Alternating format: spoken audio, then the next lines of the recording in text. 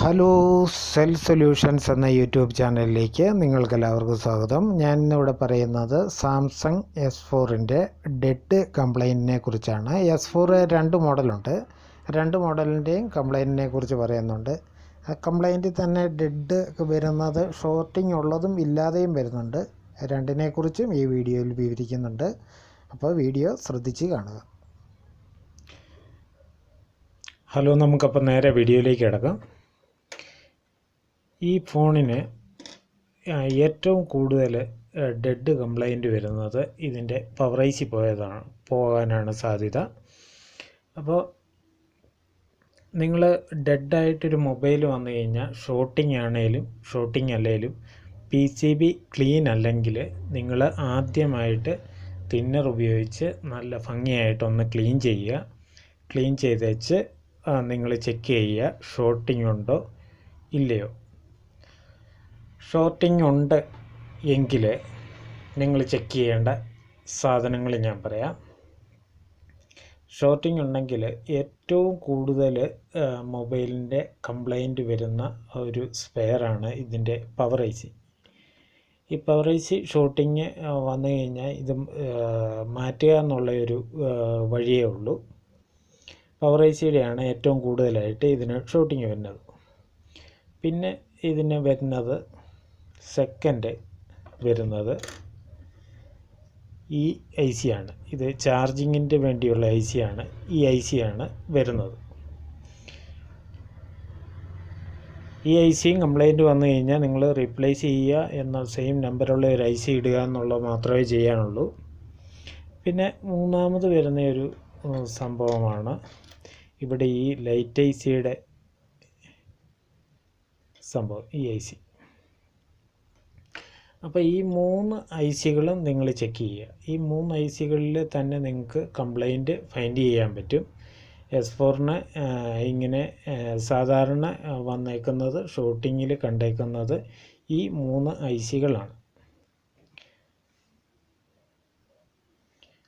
പിന്നെ നിങ്ങൾ ആദ്യം നിങ്ങൾ നല്ലൊരു ഫുൾ ചാർജ് ബാറ്ററി വെച്ചേച്ച് ഫുൾ ചാർജ് ഉള്ള അല്ലെ പവർ സപ്ലൈയിൽ 4 വോൾട്ട് സെറ്റ് ചെയ്തേച്ച് നിങ്ങൾ രണ്ട് പോസിറ്റീവിലും നെഗറ്റീവിലും കൊടുത്തേച്ച് നിങ്ങൾ നന്നായിട്ട് ചെക്ക് ചെയ്യുക ഏത് സ്പെയറാണ് ഹീറ്റ് ആകുന്നത് എന്ന് നിങ്ങൾ നോക്കുക. ഏതെങ്കിലും സ്പെയർ ഹീറ്റ് ആവുന്നുണ്ടോ എന്നുള്ളത് നോക്കുക. സാധാരണ വരുന്നത് ഇത് പിന്നെ ചാർജിങ് ഐ സി, അത്തരം കേസുകളാണ് ഇനി വരുന്നത്. അപ്പോൾ നിങ്ങൾ ഈ ഞാൻ പറഞ്ഞ രീതിയിൽ പവർ സപ്ലൈ കൊടുത്തേച്ച് തന്നെ നിങ്ങൾ ചെക്ക് ചെയ്യുക.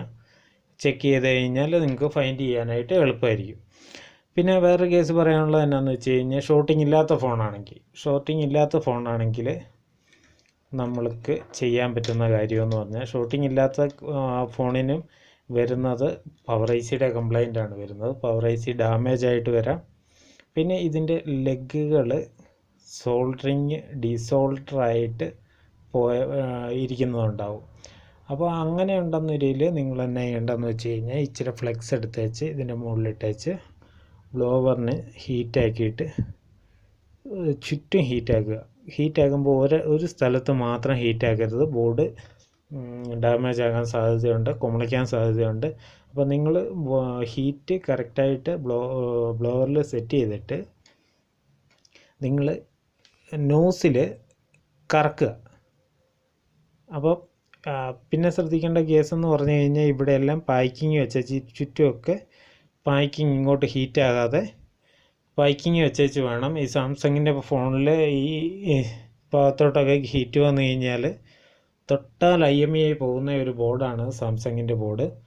അപ്പം ഹീറ്റ് ബാക്കിയുള്ള സ്ഥലങ്ങളിൽ വരാതെ കണ്ട് വേണം നിങ്ങൾ ഹീറ്റാക്കാനായിട്ട്. എന്നാൽ ഒരു സ്ഥലത്ത് തന്നെ ഹീറ്റാക്കാൻ പാടില്ല.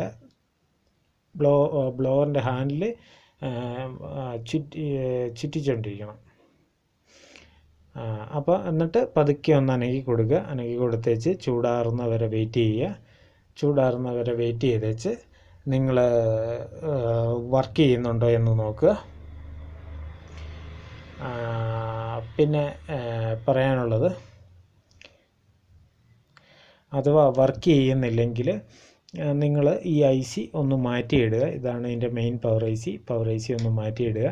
വേറൊരു ബോഡിയിൽ നിന്ന് ഒരു നല്ല പവർ IC എടുത്ത് വെച്ചിട്ട് കഴിഞ്ഞാൽ തന്നെ നിങ്ങളുടെ പ്രോബ്ലം സോൾവ് ആകുന്നതാണ്.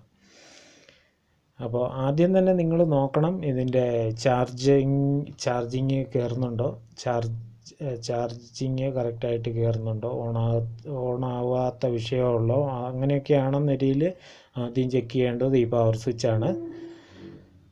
അല്ലാത്ത കേസുകളിലൊക്കെ നിങ്ങൾക്ക് പവർ ICയിലോട്ട് നോക്കാം. Power IC മാറ്റിയിട്ടാൽ വർക്കാവുന്നതാണ്. പിന്നെ പറയാനുള്ളതെന്ന് വെച്ച് കഴിഞ്ഞാൽ മൊബൈലിൽ ഷൂട്ടിങ് കാര്യങ്ങളൊക്കെ ഫൈൻഡ് ചെയ്യുന്ന രീതി ഷോർട്ട് കില്ലർ എന്ന് പറയുന്ന ഒരു ഡിവൈസ് ഉണ്ട്. അതിനെപ്പറ്റി ഞാനൊരു വീഡിയോ ചെയ്തിട്ടുണ്ട്. ആ വീഡിയോ ഇതിൻ്റെ മുകളിൽ കൊടുക്കുന്നുണ്ട്. അപ്പോൾ ആ വീഡിയോ കാണുക. വേറൊരു ഡിവൈസ് ഉണ്ട്, അത് നമുക്ക് മെഷർ ചെയ്യാം, എല്ലാ സ്പെയറും മെഷർ ചെയ്യാവുന്ന ആ ഡിവൈസിൻ്റെ ലിങ്കും ഞാൻ എൻ്റെ മുകളിൽ കൊടുക്കുന്നുണ്ട്. നിങ്ങൾക്ക് അത് 2 വീഡിയോയും പോയി കാണാവുന്നതാണ്. അപ്പോൾ ഇത്രയൊക്കെ ഉള്ളൂ ഇന്നത്തെ വീഡിയോ ഇഷ്ടപ്പെട്ടാൽ ലൈക്ക് ചെയ്യുക, കമൻറ്റ് ചെയ്യുക, ഷെയർ ചെയ്യുക. അപ്പോൾ ഒരു പുത്തൻ കിടിലൻ വീഡിയോ ആയിട്ട് വരുന്നവരെ എല്ലാവർക്കും നന്ദി, നമസ്കാരം, ഗുഡ് ബൈ.